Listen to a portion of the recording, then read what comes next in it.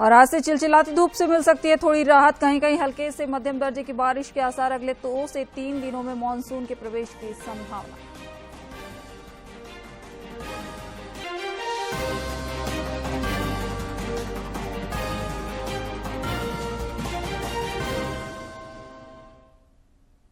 नमस्कार, खबरें झारखंड में आप सभी का स्वागत है। मैं हूं आपके साथ प्रियंका मिश्रा और अब समाचार विस्तार से।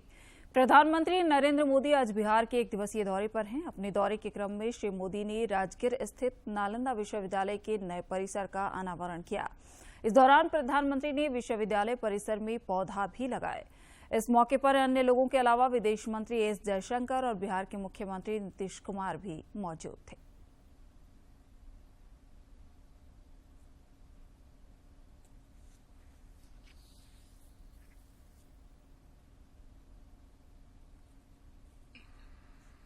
आसियान इंडिया यूनिवर्सिटी नेटवर्क बनाने की दिशा में भी काम कर रही है। इतने कम समय में ही कई लीडिंग ग्लोबल इंस्टीट्यूशंस यहां एक साथ आए हैं।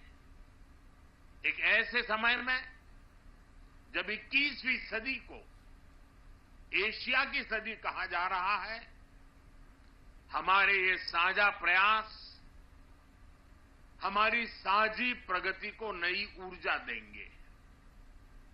साथियों, भारत में शिक्षा मानवता के लिए हमारे योगदान का एक माध्यम मानी जाती है।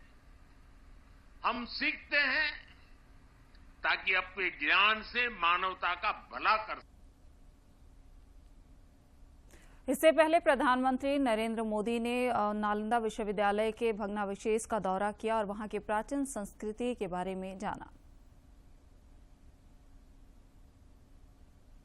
तस्वीरें आ गई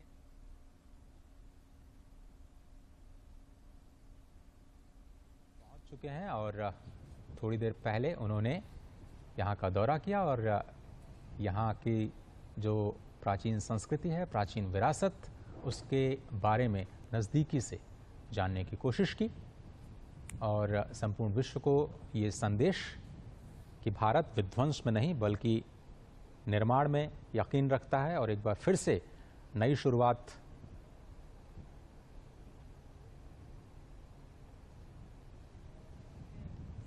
प्रधानमंत्री नरेंद्र मोदी ने कल पीएम किसान सम्मान निधि की 17वीं किस्त जारी की। झारखंड में भी 20 लाख किसानों का इसका फायदा मिला। इसे लेकर रांची में भी कार्यक्रम का आयोजन हुआ, जहां लखपति दीदी योजना से जुड़ी महिलाओं को प्रशस्ति पत्र देकर सम्मानित किया गया। रांची के रामकृष्ण मिशन आश्रम स्थित दिव्यांग कृषि विज्ञान केंद्र में प्रधानमंत्री के कार्यक्रम का जीवंत प्रसारण किया गया। कार्यक्रम में लखपति दीदी, सखी मंडल के सदस्य और काफी संख्या में किसान भी मौजूद थे। मौके पर कांके विधायक समरीलाल ने कहा कि देश के अन्य राज्यों की तरह झारखंड के किसानों को भी बड़े पैमाने पर प्रधानमंत्री किसान सम्मान निधि योजना का लाभ मिल रहा है। किसान का जो वृद्धि हो रहा है, किसान का जो विकास हो रहा है, किसान के प्रति जो सरकार कर रही है, इनको और बढ़ावा देना चाहिए ताकि हमारे किसान इससे और भी लाभान्वित हो। यह नहीं कि उसकी टीका टिप्पणी और उसका विरोध करना। इस मौके पर रामकृष्ण मिशन आश्रम के सचिव स्वामी भविष्यानंद ने कहा कि किसान जब सुखी होगा तभी देश में खुशहाली होगी। उन्होंने कहा कि किसानों को उन्नत बीज और सिंचाई की पर्याप्त सुविधा मिलनी चाहिए।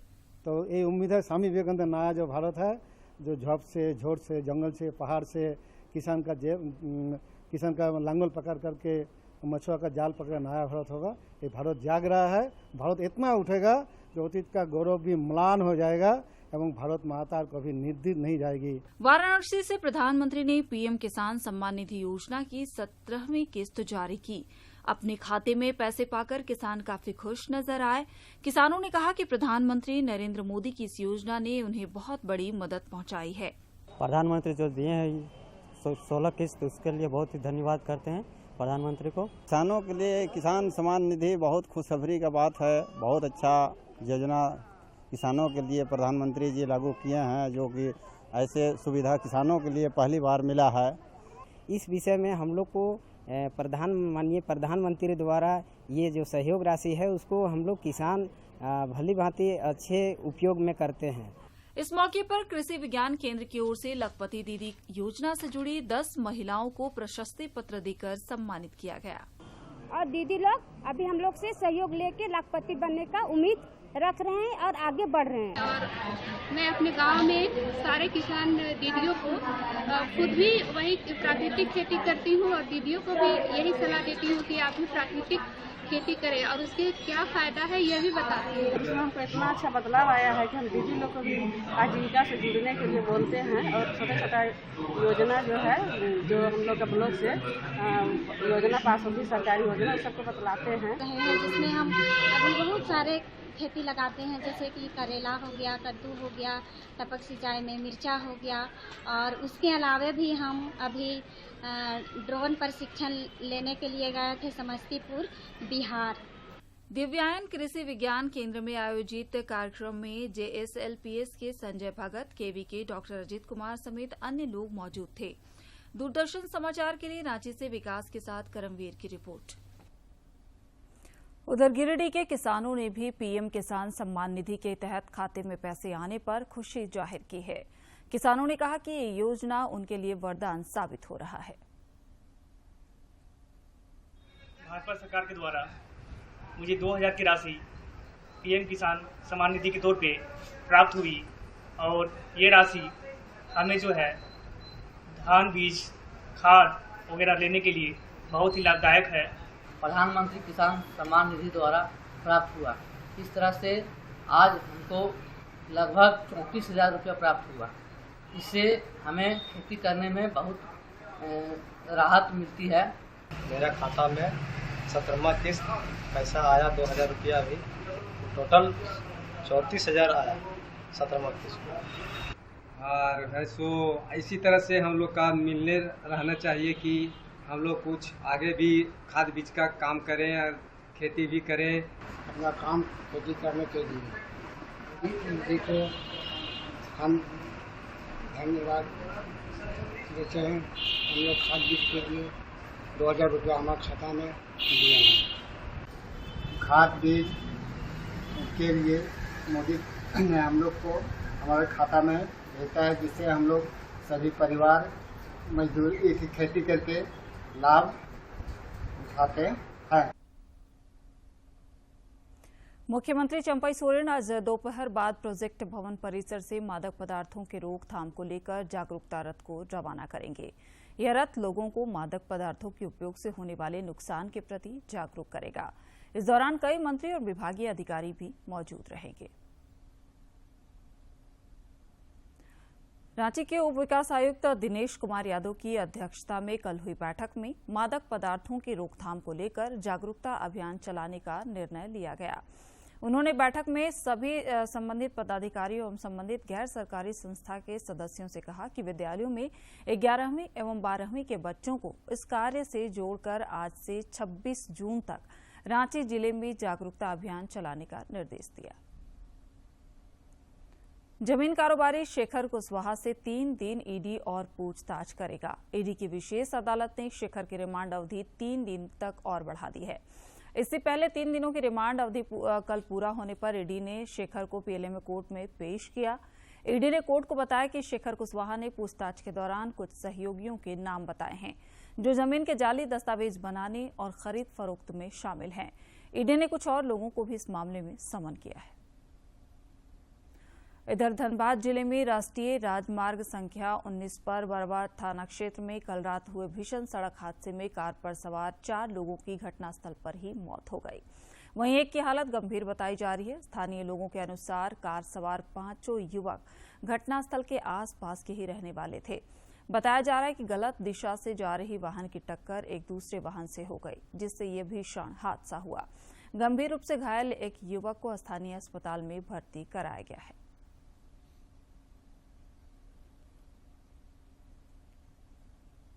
ट्रक था वही धक्का मारा था।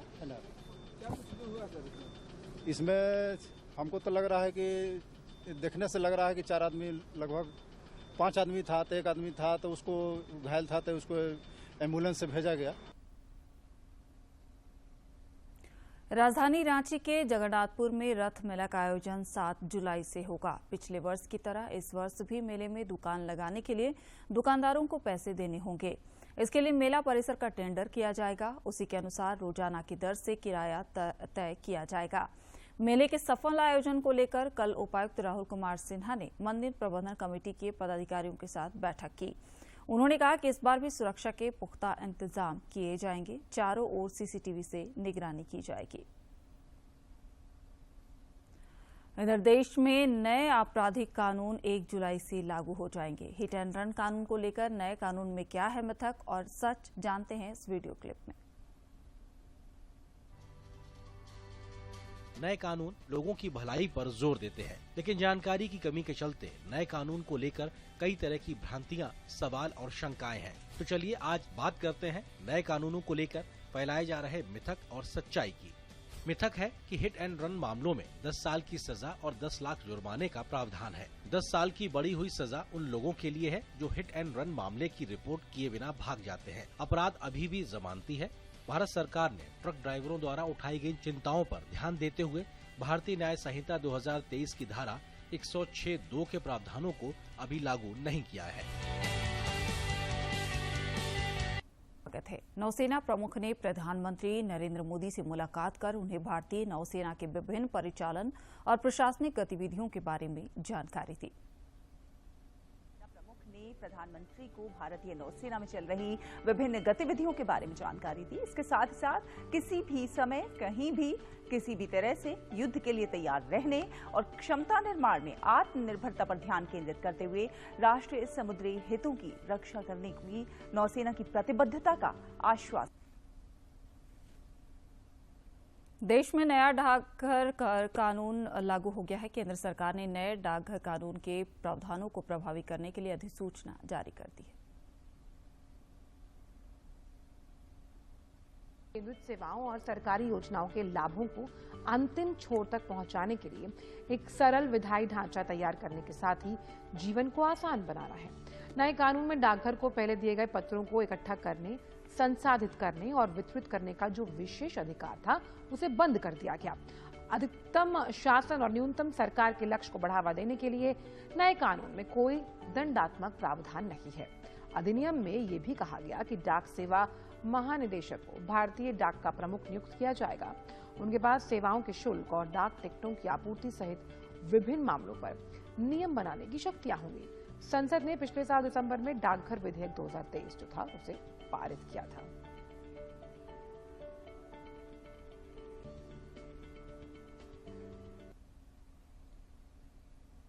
आज विश्व सिकल सेल दिवस है। इस अवसर पर भारत सरकार के जनजातीय कार्य मंत्रालय द्वारा राष्ट्रीय सिकल सेल अनीमिया मिशन के तहत आज से 3 जुलाई तक जागरूकता अभियान चलाया जाएगा। जनजातीय मामलों के केंद्रीय मंत्री जुएल ओराम ने कहा कि भारत सरकार सिकल सेल एनीमिया के उन्मूलन के लिए कृत संकल्पित है। उन्होंने बताया कि देश के 7 राज्यों के जनजातीय समुदाय में ये समस्या व्याप्त है। 7 करोड़ से ज्यादा लोग सिकल सेल में पीड़ित हैं। ये 17 राज्यों में व्याप्त है। इसको उन्मूलन करने के लिए, इसको इराडिकेट करने के लिए भारत सरकार ने बजट का प्रावधान किया है। जनजातीय कार्य मंत्रालय, भारत सरकार एवं स्वास्थ्य मंत्रालय इसको मिल के 19 जून से 3 जुलाई तक ये प्रोग्राम को चलाएंगे। आप लोगों से मेरा आग्रह है, ज़्यादा से ज़्यादा इसके बारे में जानकारी पाने के लिए कर्मशाला में, अवेयरनेस कैंपेन में आप लोग भाग लें और वहाँ जाएं। जो इसका टेस्टिंग होगा, परीक्षण होगा, उसमें भी ज़्यादा से ज़्यादा भाग लें ताकि हम आगे चल के भारतवर्ष से ये जो 7 करोड़ से ज़्यादा लोग पीड़ित हैं, इनको हम सिकल सेल से निकाल के उनका जीवन शैली में परिवर्तन लाने में सक्षम हो। इसके लिए आप लोग का सहयोग चाहिए। खूंटी जिला प्रशासन की ओर से सिकल सेल के मरीजों के लिए अनोखी पहल की गई है। जिले के उपायुक्त लोकेश मिश्रा ने बताया कि सिकल सेल के मरीजों को पहली बार पेंशन का लाभ दिया जाएगा। उन्होंने बताया कि सिकल सेल एनीमिया से ग्रसित व्यक्तियों के लिए स्वामी विवेकानंद निःशक्त स्वावलंबन प्रोत्साहन योजना के तहत पेंशन की स्वीकृति दी गई है। उपायुक्त ने बताया कि प्रथम चरण में खूंटी प्रखंड के 3, कर्रा के 3, मुरहू के 2 और तोरपा के 1 व्यक्ति को इस योजना के तहत प्रति माह 1000 रुपए की राशि पेंशन के रूप में आजीवन दी जाएगी। और अब देखते हैं फटाफट अंदाज में जिलों की खबरें।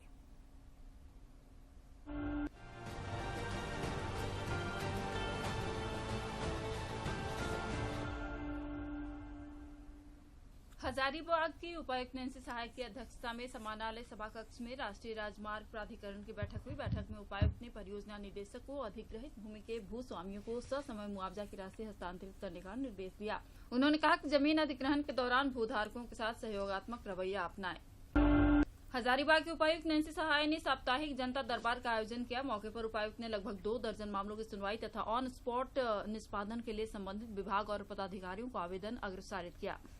इस दौरान जमीन, दिव्यांग, पीएम आवास, भूमि अधिग्रहण, इंदिरा आवास, राशन कार्ड, मुआवजा से संबंधित शिकायतें सुनी गई। Palamu international day for countering hate speech के अवसर पर 1 दिवसीय कार्यशाला का आयोजन किया गया। उपायुक्त शशि रंजन, जिला जनसंपर्क पदाधिकारी डॉक्टर असीम कुमार और जिले के कई वरिष्ठ पत्रकारों ने दीप प्रज्वलन कर कार्यशाला का उद्घाटन किया। इस दौरान उपायुक्त ने कहा कि इस विषय पर इतना महत्वपूर्ण है कि इस विषय के बारे में बच्चों को अवगत कराना बेहद आवश्यक है। कोडरमा जिले के सुदूरवर्ती भखरा गांव में सीआरपीएफ के शहीद जवान उमाचरण पासवान को सलामी देकर अंतिम संस्कार किया गया। उनके निधन की खबर से भखरा गांव और सलगावा क्षेत्र में मातम छाया रहा। रिश्तेदारों और ग्रामीणों के साथ साथ समाजसेवी भी अंतिम संस्कार में पहुंचकर घर वालों को सांत्वना दिए। खूंटी थाना क्षेत्र के तालो सीला दानो क्षेत्र में चिकड़ू मोड़ के पास हुई सड़क दुर्घटना में मोटरसाइकिल सवार एक युवक की मौत हो गई, जबकि एक अन्य युवक गंभीर रूप से घायल हो गया। दुर्घटना में घायल युवक को सदर अस्पताल में प्राथमिक उपचार के बाद बेहतर इलाज के लिए रिम्स रांची रेफर किया गया है। चतरा के पुलिस अधीक्षक विकास पांडे के निर्देश पर गिद्धौर पुलिस ने इचाक स्थित पत्थर माइंस में लेवी वसूलने के लिए वाहन जलाने और मारपीट करने के आरोपी को गिरफ्तार कर न्यायिक हिरासत में चतरा जेल भेज दिया है। थाना प्रभारी ने बताया कि दिलीप सिंह के ऊपर एक पत्थर माइंस में लगे ड्रिल मशीन में आग लगाने तथा लेवी मांगने का मामला दर्ज था। पलामू जिले के चैनपुर थाना क्षेत्र के कंकारी नंदपुलिया में पंचायत सचिवालय से सटे मध्य विद्यालय के पास एक युवक की गोली मारकर हत्या कर दी गई। युवक को 3 से 4 गोली मारी गई। उसे गंभीर स्थिति में इलाज के लिए MRMCH में भर्ती कराया गया, जहां डॉक्टरों ने उसे मृत घोषित कर दिया। रांची के तुपदाना ओपी क्षेत्र के बालसिरिंग स्थित ब्लू पॉन्ड में नहाने के क्रम में डूबने से एक युवक की मौत हो गई। मृतक युवक हिंदपुड़ी के निजाम नगर का रहने वाला था। मामले की जानकारी मिलते ही पुलिस मौके पर पहुंची। अंधेरा होने की वजह से स्थानीय गोताखोर भी पौंड में उतरने को तैयार नहीं हुए। गोताखोर आज शव की तलाश में जुटे हैं। रांची जिले के पिठौरिया थाना क्षेत्र से पुलिस ने अवैध रूप से जुआ खेल रहे 3 आरोपियों को गिरफ्तार कर लिया है। गिरफ्तार आरोपियों में ओरमांझी थाना निवासी जियाउल अंसारी, ओरमांझी थाना निवासी आलम अंसारी और रनगढ़ा थाना निवासी फयाज अंसारी शामिल हैं। रांची सदर अस्पताल में कैंसर का सफल सर्जरी किया गया। ऑपरेशन करने वाली टीम में cancer surgeon Prakash Bhagat, laparoscopy surgeon doctor Arijit, anaesthetic doctor Jaywant Murmu, OT assistant Sarita और शशि शामिल रहे।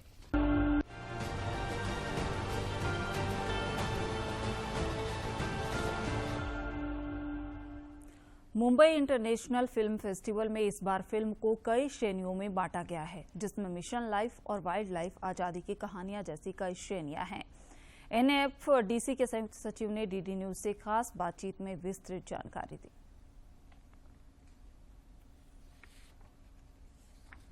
संयुक्त सचिव पृथुल कुमार हमारे साथ में हैं और मुंबई अंतर्राष्ट्रीय फिल्म महोत्सव शुरू है, उसी के बारे में बात करेंगे हम। सर, सबसे पहले तो इस बार काफी भव्य हुआ है ये, क्या क्या इनिशिएटिव्स आप लोगों ने इस बार लिए हैं?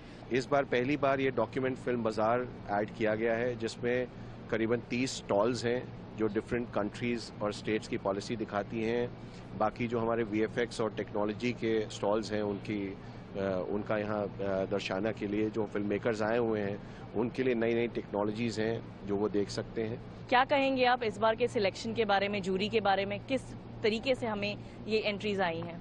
इस बार रिकॉर्ड नंबर ऑफ एंट्रीज आई थी और 1000 से ऊपर फिल्मों की, और वो उससे कंपटीशन की फिल्में सिलेक्ट की गई करीबन 100, और उसके अलावा जो नॉन कंपटीशन की फिल्में हैं करीबन 200 और टोटल मिला के 314 फिल्में। उसमें ये खास ध्यान रखा गया कि वर्ल्ड ओवर की जो बेस्ट डॉक्यूमेंट्रीज हैं, वर्ल्ड ओवर की जो बेस्ट एनिमेशन फिल्म्स हैं, इवन 7 फोकस कंट्री पैकेजेस हैं जिसमें उन कंट्रीज की बेस्ट फिल्में ही दी गई। आज़ादी की अमृत कहानियाँ, ये क्या है, इसमें कितनी मूवीज हैं और क्या एक तरीके से हम यहाँ पर जो सेंटिमेंट है वो दर्शाना चाहते हैं? आज़ादी की अमृत कहानियाँ ये ministry of information and broadcasting और नेटफ्लिक्स के साथ एक इनिशिएटिव था, जिसमें अब जो आज़ादी की अमृत कहानियों का पार्ट है, इस बार जो सेशन शोकेस किया और फिल्में शोकेस की गई, उसमें वो सोशल इनोवेटर्स के बारे में है जिन्होंने अपनी सूझबूझ, अपनी मेहनत से जो प्रॉब्लम नेशन जैसे कोविड की फेस कर रहा था, तो जिस सोशल इनोवेटर ने ऐसे टेस्ट किट्स बनाए जो कि हर किसी को अपना खुद से सेल्फ टेस्ट करने में मदद करें, उस तरह की चीज़ें हाईलाइट कर रहे हैं। एक तो मिशन लाइफ है जहाँ पे हम हमेशा फोकस कर रहे हैं लाइफस्टाइल फॉर एनवायरनमेंट। G20 में काफ़ी बड़ा हमारा ये एम्फेसिस रहा, वो है मिशन लाइफ। फिर एक वाइल्ड लाइफ के ऊपर में भी है, एशियन पैकेज भी है। इनके बारे में भी थोड़ा सा बता दें कि क्या है इन फिल्में और कहाँ से आई हैं ये फिल्में। माननीय प्रधानमंत्री जी का कॉल था मिशन लाइफ के लिए, और तो इसके लिए एक CMS वातावरण करके एक फेस्टिवल होता है, उसके थ्रू और भी जो एनवायरमेंटल फिल्म्स थी उसमें से बेस्ट फिल्म्स जो मिशन लाइफ को सूट करती हैं उनके फिल्म्स का एक पैकेज बनाया गया है और वो दर्शाने की कोशिश की जा रही है। कैमरा पर्सन गौरव कागड़ा के साथ श्यामा मिश्रा, DD न्यूज़, मुंबई। प्रधानमंत्री नरेंद्र मोदी इस महीने की 30 तारीख को आकाशवाणी से मन की बात कार्यक्रम में अपने विचार साझा करेंगे। कार्यक्रम के लिए लोग अपने विचार और सुझाव माईगॉव फोरम और टोल फ्री नंबर 1800-178-00 पर 28 जून तक भेज सकते हैं। राजधानी रांची समेत राज्य के कई इलाकों में आज से चिलचिलाती धूप से थोड़ी राहत मिल सकती है। रांची स्थित मौसम विज्ञान केंद्र के अनुसार आगामी 22 जून तक गरज के साथ कहीं कहीं हल्के से मध्यम दर्जे की बारिश के आसार हैं। मौसम वैज्ञानिक अभिषेक आनंद ने बताया कि अगले 2 से 3 दिनों में राज्य में मानसून के प्रवेश की संभावना है। मध्यम दर्जे की बारिश देखने को मिलेगी। तापमान की बात करें तो अभी जो तापमान का जो ट्रेंड है कि आने वाले दिनों में जो उच्चतम तापमान है उसमें 3 से 4 डिग्री की गिरावट हो सकती है, जिससे कि जो उष्ण लहर वाली स्थिति है उससे भी राहत देखने को मिलेगी। जमशेदपुर में कीड़ा भारती और गैर सरकारी संगठन कोशिश एक मुस्कान के मायम ने निरंतर कई वर्षों से लगातार योग दिवस का आयोजन किया जा रहा है। इस वर्ष भी योग दिवस पर जमशेदपुर में आयोजित कार्यक्रम में बड़ी संख्या में लोग शामिल होंगे।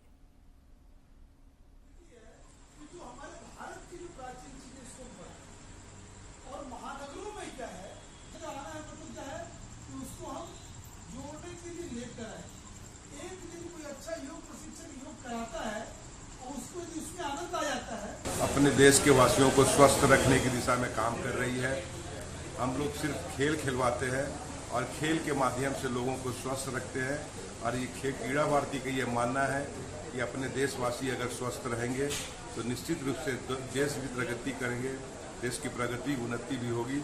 यही मानते हुए कीड़ा भारती निरंतर अपने लोगों के बीच योग और अन्य कार्यों को लेकर बीच में रहती है। इस बार भी आपके माध्यम से मैं सभी जमशेदपुर वासियों को आग्रह करता हूं कि आप इस योग शिविर में आप सभी लोग आएँ। 21 जून केवल क्रिकेट ग्राउंड, समय है 6 बजे। गंभीर और जानलेवा बीमारियों में भी योग ठोस और चमत्कारिक प्रभाव डालता है। आज हम आपको मुलाकात करा रहे हैं कुछ ऐसे ही लोगों से जिनकी योग से जुड़ी कहानी को जानकर आप हतप्रभ रह जाएंगे। आप सबको पता है, ब्रेन स्ट्रोक एक ऐसी समस्या है जिसमें कितने को तो अपनी जान तक गंवानी पड़ती है और जो बच जाते हैं उनका शेष जीवन नीरस और नारकीय हो जाता है। व्यक्ति का बाकी जीवन सहारे और वैशाखी पर निर्भर हो जाता है। लेकिन आपने कभी सुना है कि किसी व्यक्ति को एक के बाद एक 11 स्ट्रोक हुए हों और फिर भी वह स्वस्थ, चुस्त, तंदुरुस्त रहे और आम लोगों की तरह क्रियाकलाप करे? नहीं तो मिलिए 66 वर्ष के शैलेंद्र चौधरी से।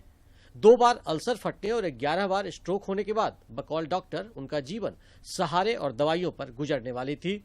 लेकिन बीते कई वर्षों से इन्होंने न सिर्फ दवाओं को अलविदा कह दिया है, बल्कि स्वस्थ और सामान्य जीवन बसर कर रहे हैं। 11 स्ट्रोक आने के बाद जब न देख पाते थे, न बोल पाते थे, न कुछ खा पाते थे, एकदम पहले ही हो गए थे, मगर अब धीरे धीरे हम काफी अच्छे। शैलेंद्र की तरह ही रिटायर्ड विनोद कुमार सिंह को भी योग से चमत्कारिक लाभ हुआ है। विनोद को हार्ट अटैक के बाद उनकी ओपन हार्ट सर्जरी हुई, जिसके बाद उन्हें कई नई तरह की समस्याएं हो रही थी और वो भी दवाओं पर निर्भर थे। विनोद ने नियमित रूप से योग को अपनाया और अब उन्हें दवाओं की जरूरत नहीं रही। ओपन हार्ट सर्जरी के बाद 1 साल के बाद, सर्जरी के 1 साल के बाद फिर से मैं नियमित रूप से योगा करना शुरू किया और करीब 3 साल तक वो दवा खाने के बाद नींद वाली, अब मुझे वो दवा की जरूरत नहीं पड़ती है और अच्छी नींद आती है। अंत में मुख्य समाचार एक बार फिर।